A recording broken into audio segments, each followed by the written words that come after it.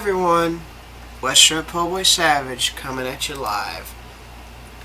Today, excuse me, a little gas is there.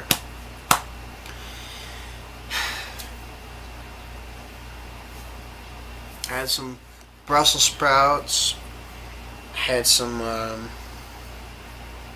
frittata this morning, had some sauteed Brussels sprouts, sauteed serrano peppers, garlic, and a little olive oil, and a little bacon fat. Bacon fat's not going to harm you. Don't believe the myths, especially if it's pasture raised. But that's not what we're about today. I had a good meal. I got to make some homemade condiments too, sauces.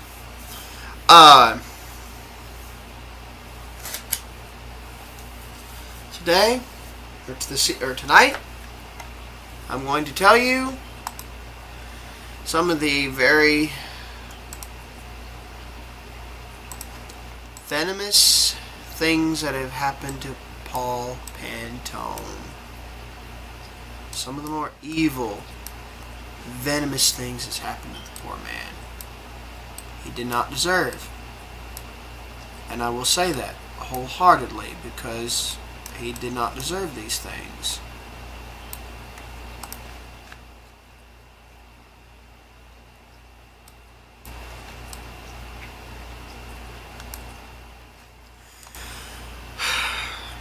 This is a page called GeekFriends.net, home of the Paul Pantone Defense Project. Paul Pantone was railroaded through a series of bizarre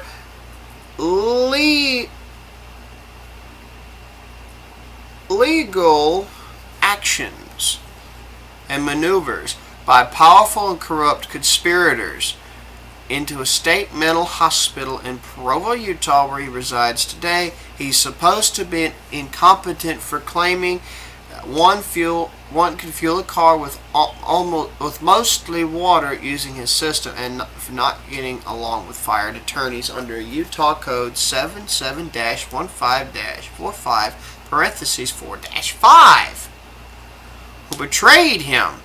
Never mind that over 200 GEET devices at the time in the U.S. at that time were actually running like this on largely water. How did this happen? In the year 2000, Pantone was offered many millions of dollars to sell off his rights to GEET. Paul was obviously, or clearly, threatened, and that there would be serious consequences to his future if he did not. What is Paul's crime against the system? Perhaps his refusing to sell out, refusing to cash in and sell his patents, his company and his life's work for possible shelving. Whatever the cost to him personally, he has suffered suffered horrendous persecution promised by a powerful Utah political machine determined to, quote-unquote, make him go away. He's lost millions in the battle, had no money left for effective legal representation. Strategic rumors had been placed to spread sensitive situations, accusing Paul of unspeakable acts in order to incite horrific treat against him by the officers of law and others. I'm actually going to mention one of those. Actually, the very one I mentioned in episode 1, where he was accused of eating fecal matter out of jars he supposedly stored, was one of them. I would swear to it. There's no evidence of that. And besides that, you can't. There was a video. It was a real big, heavy-set person that was drinking their own urine and fecal matter, and that can kill you. There's no way he could survive that so easily, let alone for so long, if the claim was true. Because certain other cofactors that can infect your feces could eventually build up toxins in your system by the time you store them in those jars. Germs have a very finicky way of getting through tight seals. They always have, and they always will, to some degree. Unless you pre-sterilize, and even then you can still run the risk, but depending on the bacteria that's actually made home inside of there, they can be weak against it, or they can be inviting. Many other medical, biochemical, and biological factors can harm and could lead to death over time from that. That's why I would advise against eating shit would also advise against eating certain things raw because guess what? Certain paths, unless you sanitize them and then pickle them with probiotic bacteria, then you could have everything that's bottom that's raw, but probiotic bacteria, sanitation before that.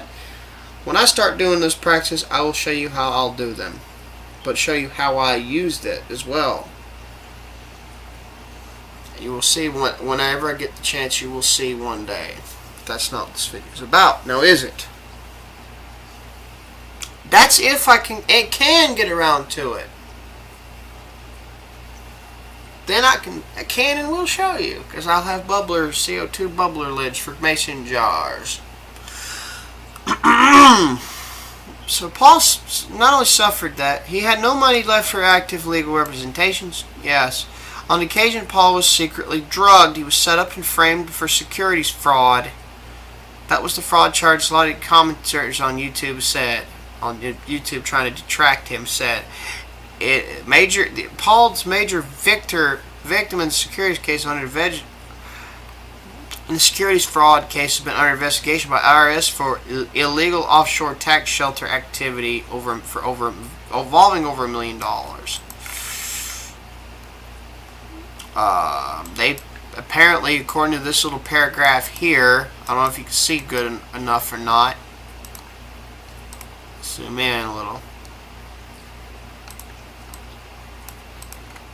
Apparently, they tried setting up her wife. They tried setting up his wife, Mrs. Pantone, setting her up to try to get to him with framing. Tried to frame her.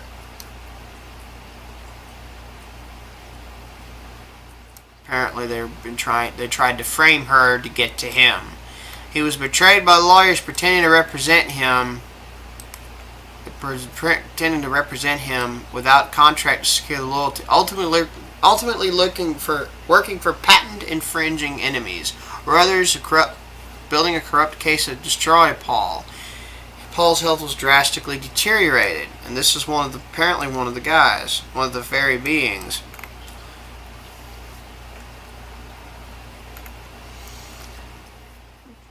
He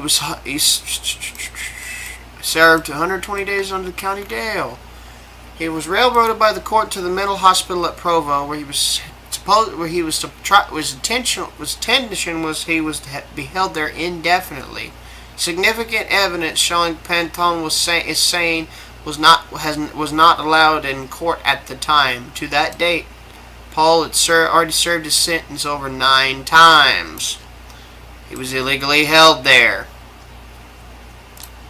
through corporate bullshit and bad laws and bad law loopholes used by supposed enforcers of the system.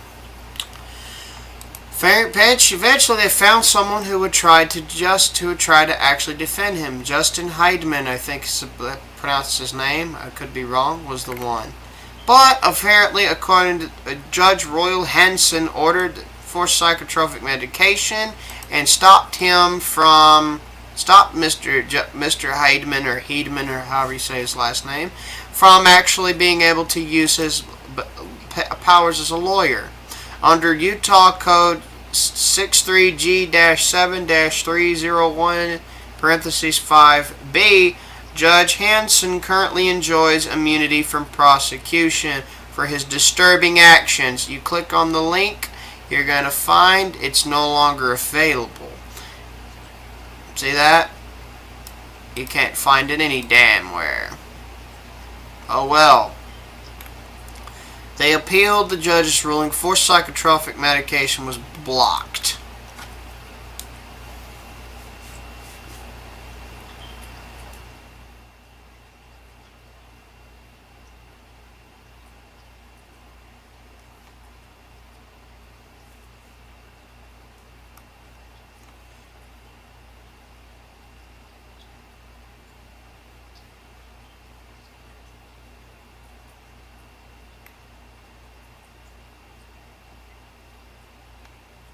The court might have had to face open embarrassment that a competent man had been locked up and abused.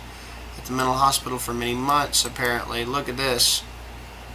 He was, like I guessed it, yep, Henson couldn't maintain official kangaroo court justification to keep Pantone locked up as incompetent in the mental ward unless Henson continued to ignore Heidman's working relationship with Pantone and block Heidman, or however you say his name, from officially representing Pantone. If Henson let Justin officially represent Pantone, the court would have to acknowledge that Paul is competent, getting along with his attorney, removing all remaining rationale to keep him locked up indefinitely in the mental wards. The court may have had to face open embarrassment that a competent man had been locked up. So Henson never let Justin officially represent Pantone. By December 11th, etc., etc. Judge Royal Hanson may have been counting on government friends to make sure he would never serve with timely official notice of the federal jury civil rights action. He should have. Members of our grassroots Paul Pantone Defense Project did their homework, dotted their I's, crossed their T's in court procedures. Paperwork served Hanson with official notice, federal action themselves. A stunned Hanson again decided to stall a ruling to study the matter further as to who will become his official attorney. Heidman to enter evidence of caregiver abuse against Paul. And the new court date was set for January 9th, 2008. 18 months of waiting. A foot surgeon refused to treat Paul's broken foot after he saw various untreated infections on his body. Since Paul had been put on antibiotics several times, he had taken off antibiotics each time in mid-treatment. There was concern that this level of medical malpractice at Utah's hospital has made Paul hepatitis C and other diseases resistant to the medications, and a potential candidate to develop a lethal level of MRSA, which means basically superbugs, antibiotic-resistant bacteria, essentially. Paul Pantone finally received badly needed foot surgery. Healing was intermittent, slow, and painful due to infrequently changed bandages and oversized walker forced on him by USH staff. Sounds like to me some people needed to be out of there and out of the human gene pool, if you know what I'm hinting at. Sounds extreme. I don't give a shit. This is Paul when he first entered. Now this is how drastically he aged. His health started rotting. His teeth started rotting out the front. Yeah, while in the institute. This is what happened to his foot. This was the foot after surgery. Yep. Damage from changing bandages infrequently and forcing Paul to use the wrong size walker. That was damaged there. No, it's damaged there.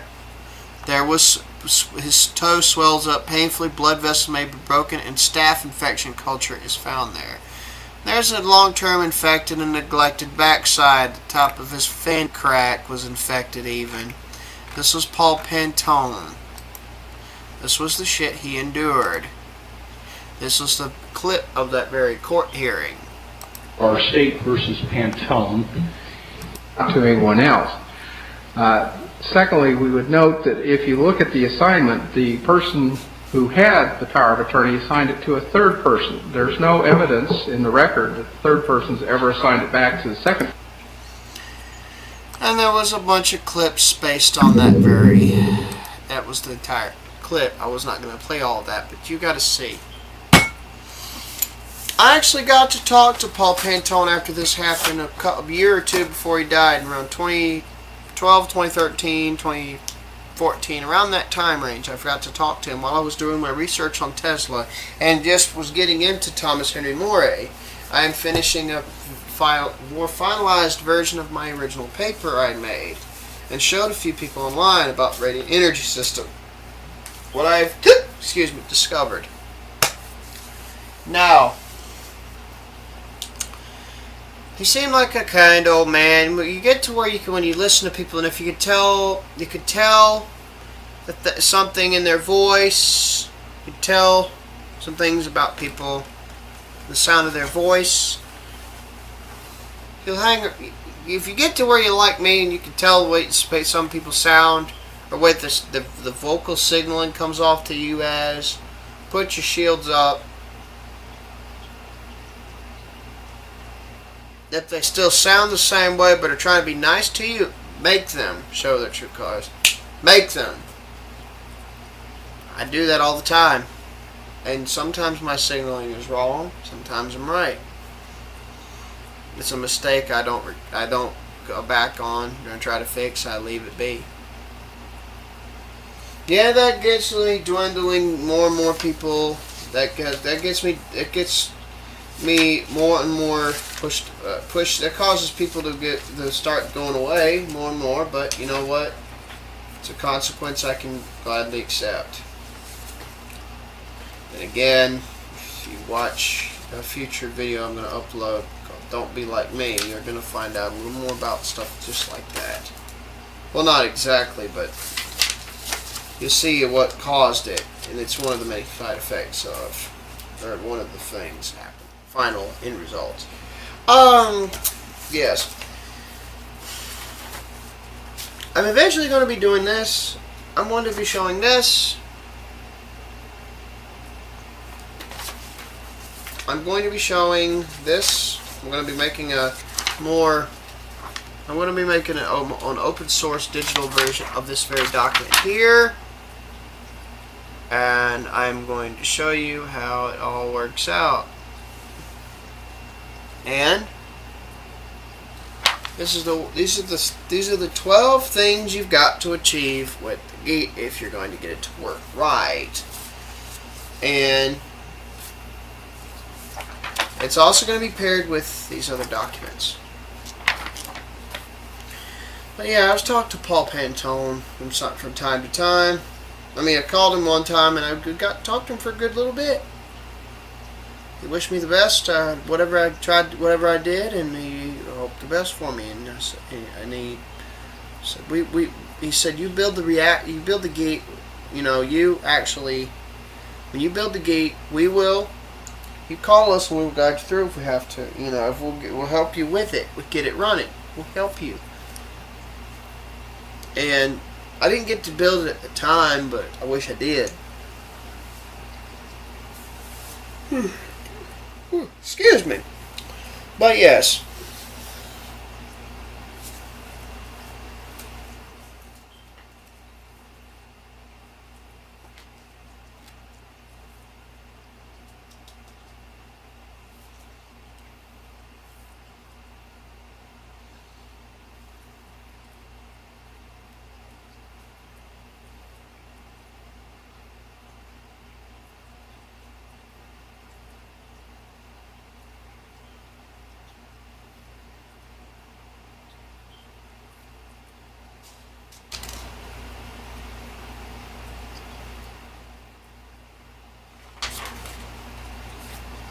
And you know,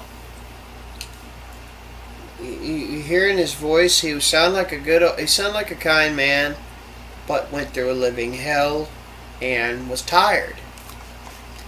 And tired to the point he was almost ready to stop giving a shit.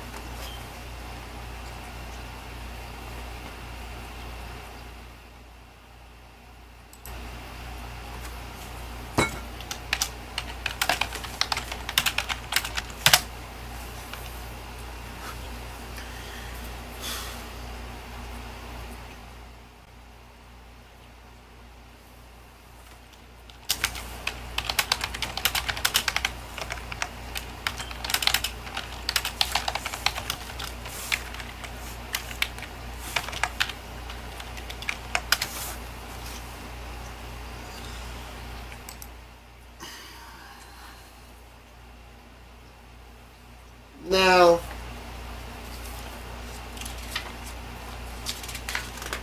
I'm going to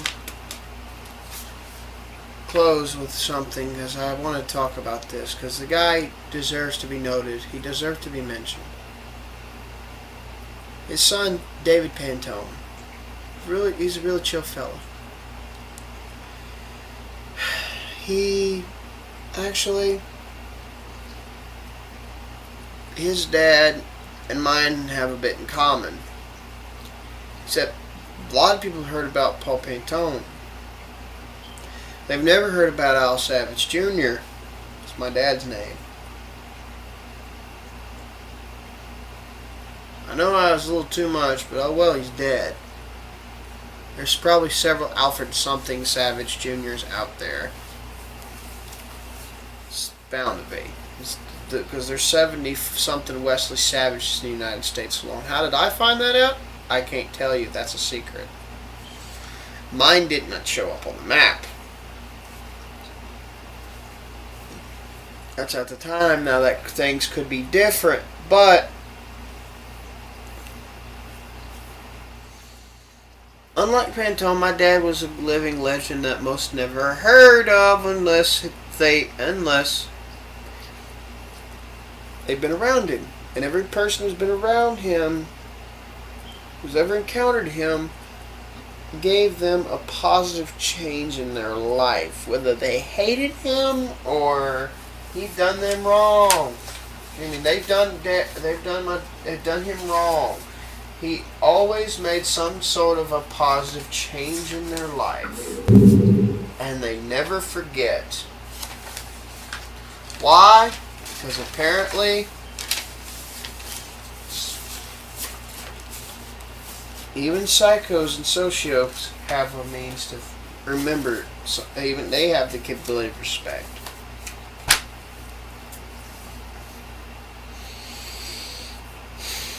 Pantone was the same way until societal rejection, corporate and governmental screwings, and academic ignorance across the board, and trying to confront people. Still, and you know, they got the corporate and government screwing very much in common.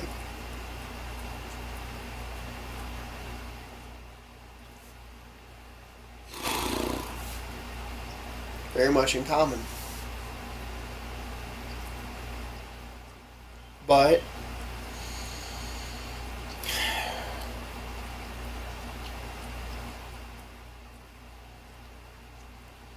I can't imagine what it was like being in David's shoes with his old man going through so much worse. Literal torture, in fact, being infected with different diseases, including those that were listed in the document I read off to you guys. I can imagine how much hell he went through. And my dad should have been killed on the spot. I believe in miracles because my dad's survival was one.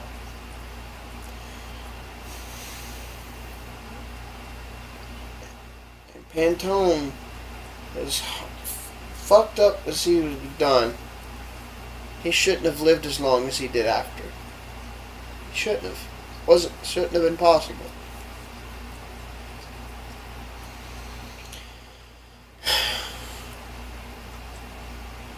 Okay, I'm going to do a little something for you. Imagine the tip of this pen put right here is a rock loader, Caterpillar rock loader D series. Put that into that pen right here. This brass end of the pen. Right here. Now imagine, like so, this top of this whole thing's up. This series it is. There's a rock loader. There's a rock loader. Imagine this high being top of a high wall. Now imagine my finger being a boulder. This will happen. Directly on top of him.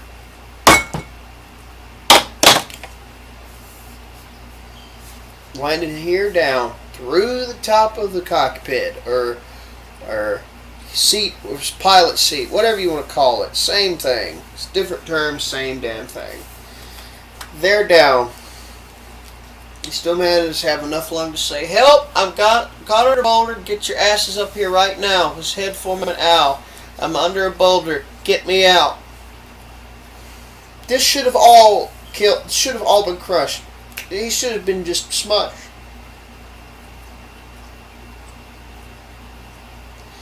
Not even a rib was cracked. Not even a rib. Not a single organ was bruised. Just lumbar 4, lumbar 5, and that whole bottom half of this left leg had to be put back together with a low rejection rate titanium alloy rod. I found pictures of x-rays of what had happened to him. I couldn't bear to look at him. The pain was still as strong as ever.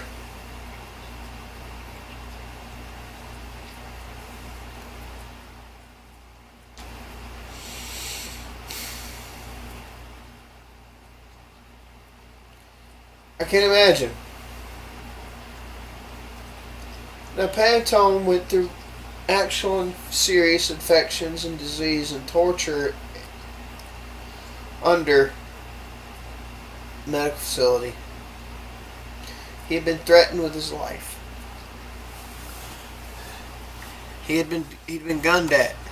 He had been done a lot. Want proof of that shit? Here.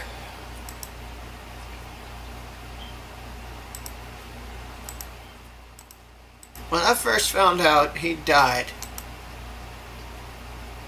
and I found out so much later, and I only learned, I felt so bad that I didn't get to say, I didn't learn about it, and I didn't get to say what I wanted to say to David when it happened. I told him what I did. I said, dude, I'm sorry about you. You lost your dad. He was an alright guy. He was a great man. And I know what it's like to lose someone who's a good man who happened to be your father. Ain't no one knows about that more than I do. And I didn't get to say all that, but I'm saying it now in case he does get to see it. I know what it's like. It sucks. You'll never get over it. You just learn to live with it.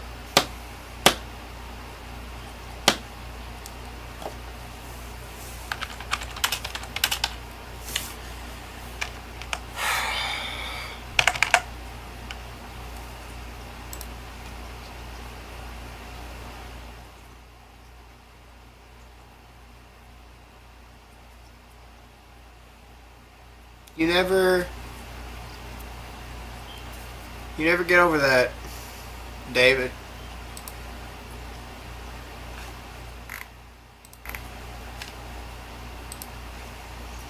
Let's show you this shit too.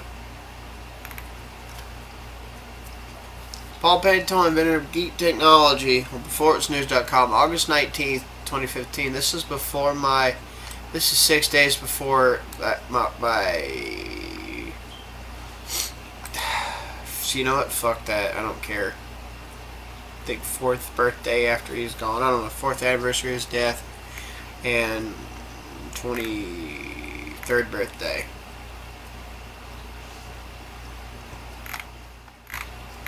This Mad Cecil character said, yeah, I just downloaded the book from a private site. It's ridiculous. So there's another site on the internet that claims his nothing more than an eviction.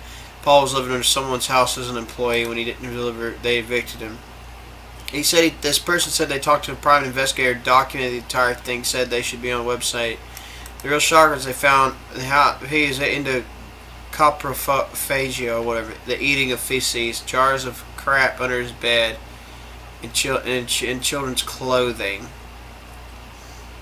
And then said this ex-wife said this shit about him, etc., etc. Made me sick. Doctor's report, same site.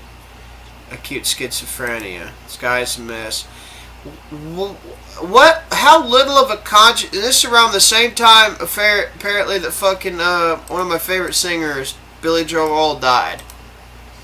But God damn it! What kind of sick piece of shit do you to come up with this? Ain't a fucking bit of evidence to none of this shit. Ain't a damn bit of evidence to it.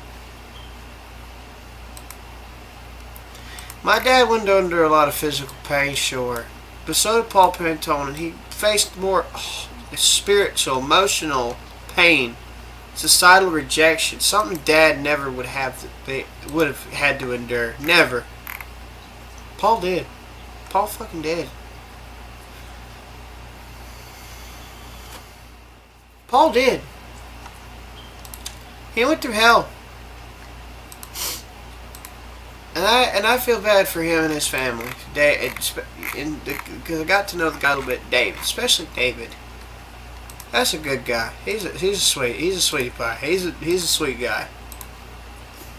I'm glad I got to chat with him the times didn't got to know him a little bit. He was something else. And he must have gotten it from some of that from his old man, I'm sure. But things happen and life goes on.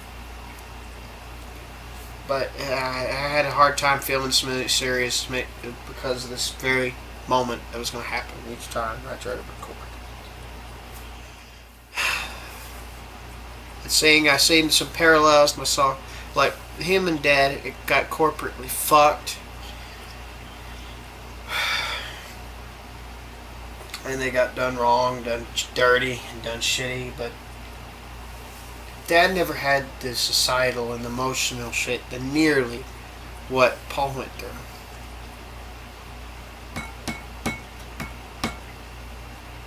And there's video evidence to support him, support his claims, everything. This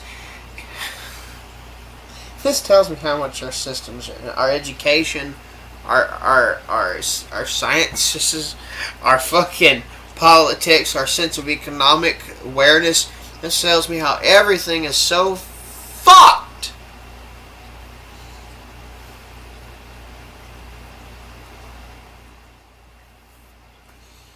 So fucked. It tells me how people are fucked because of this too. And not even because of this, but because they just that way.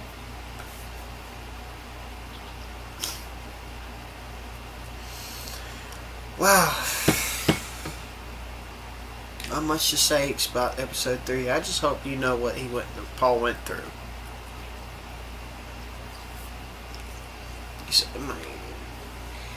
Dad didn't get it as extensively as Pantone went through when it comes to corporate. That Paul lost everything. He lost just about everything. He lost the millions he was trying to invest to establish himself when he came back here. He lost it all.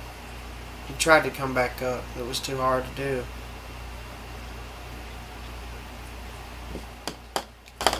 If that didn't happen to him, he probably would have been. He probably would be 80. Would be living to be 80 years old or something.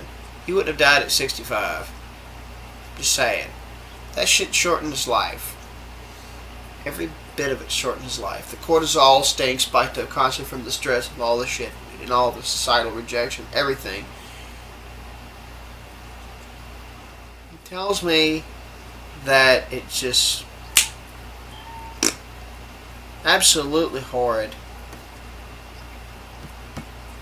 I feel it hurts to know this. It hurts to see it. David, if you ever see this video, if you ever see this miniseries, love you to death, dude. Always. And you just gotta remember that I hope I did your dad justice, or at least attempted. See you later.